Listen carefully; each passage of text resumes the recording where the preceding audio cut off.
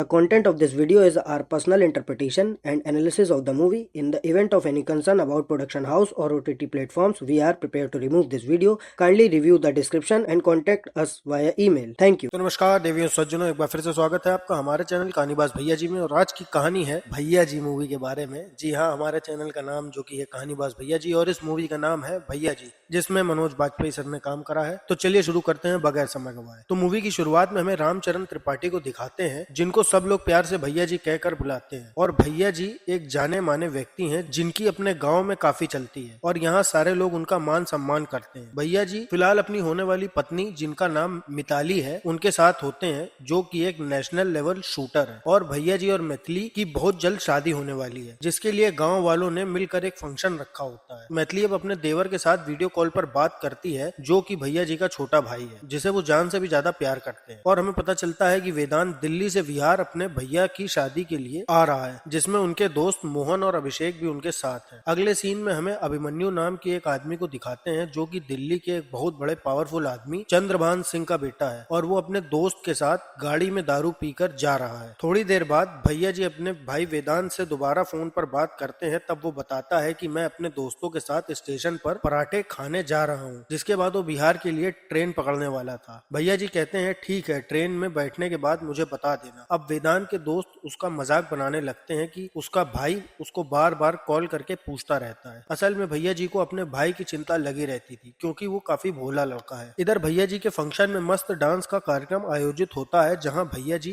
मिताली और गांव वाले मिलकर खूब डांस करते हैं। जिसके थोड़ी देर बाद भैया जी वेदांत को फिर से कॉल लगाते हैं, तो उसका कॉल नहीं लगता। ऐसा लग रहा था कि वेदांत के साथ कुछ गलत हुआ हो। अब सीन चेंज होता है, जहां हमें चंद्रभान को दिखाते हैं, जिसने एक फैमिली को बंदी बनाकर रखा था, क्योंकि एक लड़की ने उसके बेटे अभिमन्यु पर रेप करने की रिपोर्ट लिखवाई थी। जो पता चलते ही चंद्रभान ने उस लड़की के परिवार को उठा लिया। फिर वो लड़की चंद्रभान से कहती है कि वो उससे नहीं डरती और वो कमिश्नर तक जाएगी और उसे सजा दिलवा के ही रहेगी। ये सुनते ही चंद्रभान को गुस्सा आ जाता है और वो उस लड़की को काट कर बड़ी बेरहमी से मार डालता है। इधर अगले दिन भैया अपने साथी भोला और यश को वेदांत को स्टेशन से लेने के लिए भेजते हैं, पर जब वो स्टेशन पहुंचते हैं तो उन्हें वेदांत ट्रेन में नहीं मिलता। जैसे ही ये बात भैया जी को पता चलती है, वो घबरा जाते हैं और एक एक करके वेदांत के सारे दोस्तों को कॉल लगाते हैं, पर उनको भी कुछ पता नहीं चलता। परिवार में अब चिंता का माहौल बन गया था कि उनका बेटा कहाँ चला गया। थोड़ी देर बाद भैया जी को दिल्ली से पुलिस का फोन आता है, जो बताते हैं कि वेदांत का एक्सीडेंट हुआ है, तो उन्हें जल्दी से दिल्ली आना होगा। ये सुनते ही भैया जी घबरा जाते हैं और अपनी फैमिली को संभाल कर भोला और यश के साथ तुरंत दिल्ली के लिए निकल जाते हैं। अगले सीन में भैया जी दिल्ली के पुलिस स्टेशन में पहुंचते हैं। तब एसीपी मदन भैया जी को बताता है कि उनके भाई वेदांत ने खूब शराब पी रखी थी, जिसके नशे में उसका गाड़ी से एक्सीडेंट हुआ और वो मारा गया। ये बात भैया जी को हजम नहीं हो रही थी, क्योंकि उनका भाई दारू नहीं पीता था। थोड़ी देर बाद मदन भैया जी को हॉस्पिटल लेकर जाता है, जहां वो देखते हैं कि मुर्दा घर में वेदांत की लाश नहीं है, मतलब कि एक्सीडेंट किसी और का हुआ है। पर कंपाउंडर बताता है कि गलती से उसने वेदांत की लाश को लावारिस समझकर जलने के लिए भेज दिया है। ये सुनकर भैया जी भागते हुए अपने भाई की लाश को जलने से रोकने के लिए जाते हैं, ताकि उनके परिवार वाले वेदांत का अच्छे से अंतिम संस्कार कर सकें। फिर हम देखते हैं जो आदमी वेदांत की लाश को जला रहा है, वो चंद्रभान और उसका बेटा अभिमन्यु है। मतलब कि वेदांत और अभिमन्यु के बीच कुछ तो जरूर हुआ था, जिसकी वजह से वेदांत मारा गया। यहाँ चंद्रभान और अभिमन्यु देखते हैं कि वेदांत की सांसें चल रही हैं, मतलब कि वेदांत जिंदा है। पर वो बाप बेटा मिलकर वेदांत को जलती हुई आग में डाल देते हैं, जिससे वेदांत खत्म हो जाता है। अब जैसे ही भैया जी मुर्दों को जलाने वाली जगह पहुंचते हैं, तो वो देखते हैं कि उनके भाई की बॉडी जल रही है, जिसको देखकर वो बहुत रोते हैं। और ये सीन देखने में बहुत ही ज्यादा इमोशनल था, क्योंकि इसमें मनोज बाजपेयी ने अपने पूरे इमोशन डाल दिए थे। अब भैया जी वेदांत की अस्थियों को अपने घर ले जाने लगते हैं, क्योंकि उनको पुलिस की बातों पर विश्वास हो गया था। तभी रास्ते में भैया जी को वेदांत के दोस्त का मैसेज आता है, जो भैया जी को मिलकर कुछ बताना चाहते थे। फिर जैसे ही भैया जी वेदांत के दोस्तों से मिलते हैं, तब वो उन्हें असली स्टोरी बताते हैं कि वेदांत के साथ क्या हुआ था, और मूवी फ्लैशबैक में जाती है। अब हम देखते हैं कि जब वेदांत और उसके दोस्त स्टेशन पर पराठे खाने गए थे, तो उनकी अभिमन्यु के दोस्तों से पराठे को लेकर लड़ाई हो गई थी। जब वेदांत ने अभिमन्यु को लड़ाई से हटाना चाहा, तो गलती से वेदांत से धक्का लगा और अभिमन्यु का चेहरा तवे पर लगने से जल गया, जिसके बाद अभिमन्यु ने गुस्से में वेदांत को मारा और उसको गाड़ी के नीचे रौंद दिया, जिससे वेदांत मरने की हालत में आ गया था और वेदांत के दोस्त अपनी जान बचाकर वहां से भाग गए। भैया जी अब वेदांत के दोस्तों को खूब सुनाते हैं क्योंकि वो अपने दोस्त को छोड़कर भाग गए थे, जिसकी वजह से वेदांत मारा गया। ये सब मिताली को भी कॉल करके बता देते हैं कि वेदांत पर अटैक हुआ था जिससे वो मारा गया, जिससे ये बात सब लोगों को पता चल जाती है और वेदांत की माँ जोर जोर से रोने लगती है। अब अगले दिन भैया जी जब वेदांत की अस्थियों को लाते हैं तब भैया जी की छोटी माँ वेदांत की अस्थियों को देखकर रोने लगती है और भैया जी को खूब भला बुरा सुनाती है। तब हमें पता चलता है कि वेदांत भैया जी का सौतेला भाई था, पर वो उसको सगे भाई से भी ज्यादा प्यार करते थे। भैया जी की छोटी माँ भैया जी को बोलती है कि जिन्होंने हमारे बेटे को मारा है हमें उनकी राख चाहिए, क्योंकि तब तक वेदांत की आत्मा को शांति नहीं मिलेगी। ये सुनकर भैया जी कहते हैं कि वो पहले वेदांत का क्रियाकर्म करेंगे और वेदांत की 13वीं से पहले उसे मारने वाले को खत्म करके वेदांत की मौत का बदला लेंगे। अगले सीन में भैया जी वेदांत का रीति रिवाज के साथ क्रियाकर्म कर देते हैं, जिसमें गांव के सारे लोग आए थे।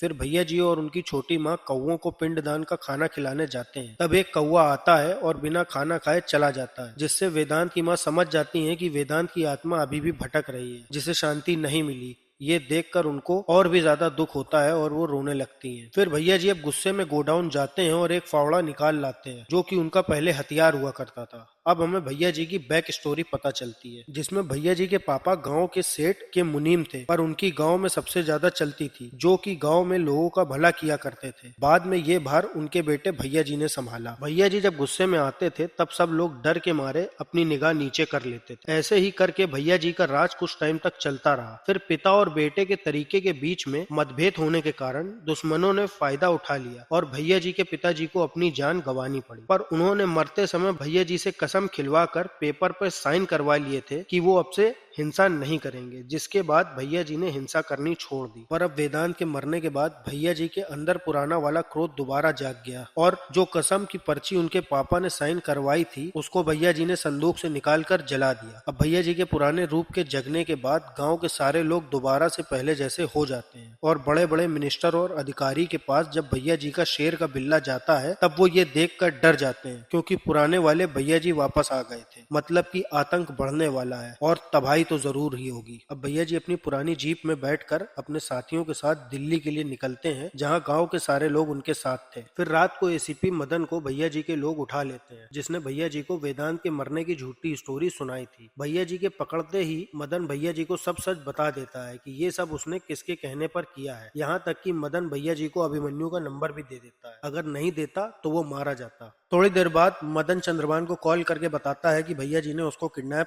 करके सारा सच उगलवा लिया है। ये सुनकर चंद्रभान शॉक हो जाता है और अपने साथियों से पूछता है कि आखिर ये भैया जी कौन है। तब ये नाम सुनकर पंडित जी चंद्रभान को भैया जी के बारे में बताते हैं, जो कि भैया जी के ही गांव से थे। थोड़ी देर में अभिमन्यु को भैया जी का फोन आता है, जो बोलते हैं कि वो उसके घर अभिमन्यु को लेने आ रहे हैं। पंडित जी भैया जी की आवाज सुनकर समझ जाते हैं कि ये तो वही भैया जी हैं जिनकी वो बात बता रहे थे। और पंडित जी अब चंद्रभान को भैया जी की आतंक की पूरी स्टोरी बताकर कहते हैं कि अगर भैया जी यहाँ आ रहे हैं तो यहाँ कोई भी जिंदा नहीं बचेगा, सबकी लाशें बिक जाएंगी। अगले सीन में हम देखते हैं कि भैया जी के साथ उनका पूरा गांव चंद्रभान के पास आया है, जिसको देखकर चंद्रभान के आदमियों की हालत खराब हो जाती है और वो कुछ भी नहीं कर पाते। भैया जी अब चंद्रभान से मिलकर विनम्र निवेदन करते हैं कि वो उनके बेटे अभिमन्यु को लेने आए हैं, जिसने वेदांत को मारा है। लेकिन भैया जी के आने से पहले इन लोगों ने अभिमन्यु को कहीं छुपा दिया था। चंद्रभान कहता है कि इस बात को खत्म करने के लिए आपको जो चाहिए मैं दे सकता हूँ, पर भैया जी नहीं मानते और कहते हैं चाहे तो तुम हमसे 200 करोड़ ले लो और अपने बेटे को मुझे सौंप दो। ये सुनकर चंद्रभान भड़क जाता है, क्योंकि वो अपने बेटे को किसी भी हालत में खोना नहीं चाहता था। जिसके बाद भैया जी चंद्रभान को 24 घंटे का टाइम देते हैं। अगर अभिमन्यु उनके पास नहीं आया तो वो चंद्रभान के एक एक आदमी की लाश बिछाकर खुद अभिमन्यु को वहां से ले जाएंगे। ये कहकर भैया जी वहां से चले जाते हैं। इसके बाद भैया जी अब अपने गांव वालों को वापस घर भेज देते हैं, क्योंकि उनमें से अधिकतर लोगों की उम्र हो गई थी, तो उनका गांव वापस जाना ही सही था। और वैसे भी भैया जी चंद्रभान और अभिमन्यु को खुद ही संभालने वाले थे। इधर अभिमन्यु के दोस्त को हेलुसिनेशन होने लगते हैं कि भैया जी उसको मारने वाले हैं। क्योंकि उसके मन में भैया जी का डर बैठ गया था। अगले सीन में हम देखते हैं कि चंद्रभान को पता लग गया है कि भैया जी के गांव वाले वापस चले गए हैं, तो वो अपने बेटे को फौरन भगाने का प्लान करता है ताकि वो बच जाए। इधर हम देखते हैं कि चंद्रभान का एक आदमी भैया जी के गांव का है, तो वो भैया जी को अभिमन्यु के फौरन जाने का प्लान बता देता है। उसके बाद हम देखते हैं कि एक मशहूर गुंडे को फोन आया है जिसको किसी ने एक आदमी को मारने के लिए कहा है। फिर अगले दिन अभिमन्यु लाल गाड़ी में फुल सिक्योरिटी के साथ एयरपोर्ट जाने लगता है। तब भैया जी की गाड़ी अभिमन्यु की गाड़ी को रोकती है, मगर तभी एक गैंग आकर अभिमन्यु के ऊपर हमला कर देती है। अभिमन्यु अब गुंडों और भैया जी से अपनी जान बचाकर वहां से भागने लगता है। तब भैया जी एकदम से अभिमन्यु के सामने आकर उसे पकड़ लेते हैं और हमें पता चलता है कि ये सब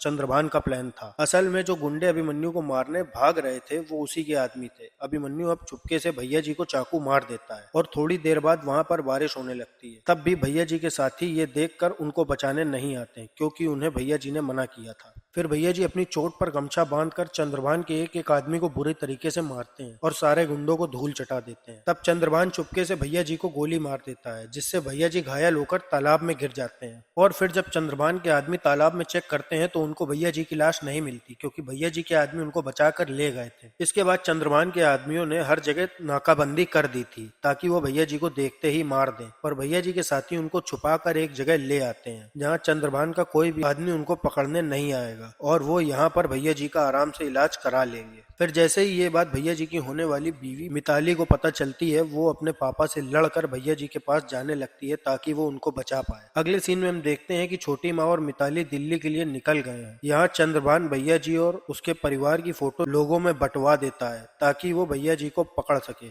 जिसके बाद काफी सारे लोग भैया जी को मारने के लिए ढूंढ रहे थे। इधर भैया जी के गांव वाले भी भैया जी के लिए कुछ करने का सोच रहे थे, क्योंकि उनको भैया जी को गोली लगने की खबर पता लग गई थी और यहाँ चंद्रभान की हालत खराब हो रही थी क्योंकि भैया जी उसको नहीं मिल रहे थे और इससे अभिमन्यु की जान को काफी खतरा था। अगले सीन में हम देखते हैं कि एक आदमी ने भैया जी की छोटी माँ की फोटो देखकर उन्हें पहचान लिया था, जिसकी मदद से चंद्रभान को भैया जी का पता मिल गया था। अब चंद्रभान को भैया जी का पता मिलते ही वो अपने आदमियों को उसको मारने के लिए भेज देता है। इधर छोटी माँ को भी पता चल गया था कि गुंडे भैया जी को मारने आने वाले हैं, तो वो एम्बुलेंस को न्यूज चैनल की गाड़ी में बदलकर भैया जी को कहीं और ले जाते हैं ताकि किसी को शक ना हो कि वो कैसे भाग रहे हैं। फिर जैसे ही चंद्रभान के आदमी भैया जी को मारने पहुंचते हैं तो वो देखते हैं कि यहाँ पर तो कोई भी नहीं है और इधर भैया जी के आदमी भैया जी को दूसरी जगह ले जाकर उनका इलाज कराते हैं, जहाँ डॉक्टर गोली निकाल कर उनकी जान बचा लेता है। इसके बाद हम देखते हैं मिनिस्टर लोग भैया जी और चंद्रभान के बीच की लड़ाई को देखकर कुछ करने की सोचते हैं, पर वो कुछ कर नहीं पाते क्योंकि चंद्रभान उनकी पार्टी को फंड देता था, जो कि इलेक्शन जीतने के लिए काफी जरूरी है और भैया जी के पास उनके गांव के 10 विधायक थे, तो अगर उनका सपोर्ट चला गया तो उनकी सत्ता भी चली जाएगी। इसीलिए पार्टी के लोग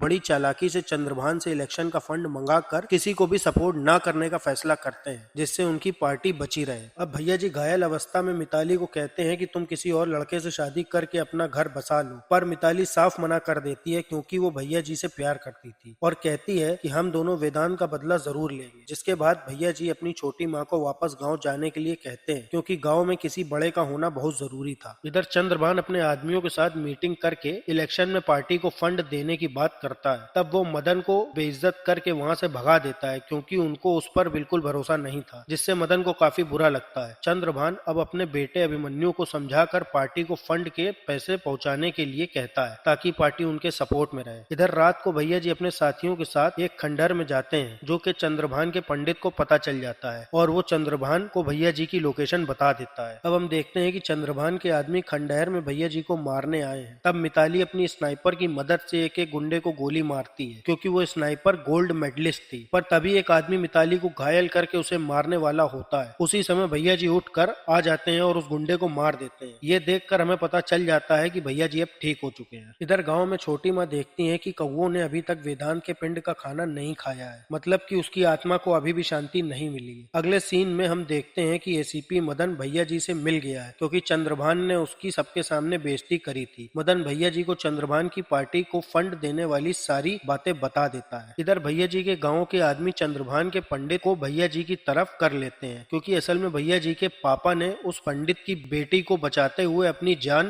गंवाई थी और फिर वो मिलकर एक प्लान बनाते हैं। अब हम देखते हैं कि अभिमन्यु अभिमन्यु अपने पापा के कहने पर पार्टी को फंड भेज रहा है, जहाँ एकदम से भैया जी अपने साथियों के साथ आ जाते हैं और एक एक करके अभिमन्यु के सारे आदमियों को मार देते हैं। फिर जब भैया जी अभिमन्यु को ट्रेन के नीचे लगाकर मारने वाले थे, तभी अभिमन्यु को उसके पापा का वीडियो कॉल आता है, जिसमें चंद्रभान ने भैया जी की छोटी माँ को अपने घर पर बंदी बनाकर आग के ऊपर लटका दिया था। ये देखते ही भैया जी गुस्से में चंद्रभान के पास जाते हैं, जहाँ उन्होंने अभिमन्यु को अपनी गाड़ी के आगे बांध रखा था। फिर जैसे ही चंद्रभान छोटी माँ को आग में फेंकने वाला होता है, तब भैया जी गाड़ी से छोटी माँ को बचा लेते हैं। अब भैया जी और उनकी छोटी माँ को चंद्रभान के आदमियों ने घेर लिया था और एक आदमी भैया जी को गोली मारने वाला था। तभी एक गोली उस आदमी को आकर लगती है, जो कि मिताली ने चलाई। इसके बाद भैया जी अपनी छोटी माँ को बचाकर वहाँ से भगा देते हैं, जिसके बाद भैया जी और मिताली मिलकर उन गुंडों से लड़ते हैं और बड़ी बेरहमी से मारते हैं। फाइनली अब चंद्रभान और भैया जी आमने सामने होते हैं। तब उनकी आपस में खूब लड़ाई होती है और चंद्रभान भैया जी को बता देता है कि जब उसने भैया जी के भाई को मारा था, तब उसकी सांसें चल रही थी। ये सुनकर भैया जी को और भी ज्यादा गुस्सा आता है। फिर वो अपने फावड़े की मदद से चंद्रभान और उसके बेटे को खूब मारते हैं और चंद्रभान और उसके बेटे को घायल करके आग में डाल देते हैं, जिस कारण से दोनों लोग वहीं मर जाते हैं, जिस तरीके से उन्होंने वेदांत को मारा था। और अब भैया जी के भाई का बदला फाइनली पूरा हो जाता है। और अगले सीन में हम देखते हैं कि कौवे ने भी वेदांत के पिंड का खाना खा लिया था, मतलब कि उसकी आत्मा को शांति मिल गई थी। और ये मूवी यहीं खत्म हो जाती है और हम भी चलते हैं, मिलते हैं किसी एक नई वीडियो में। तब तक के लिए जय श्री राम, राधे राधे।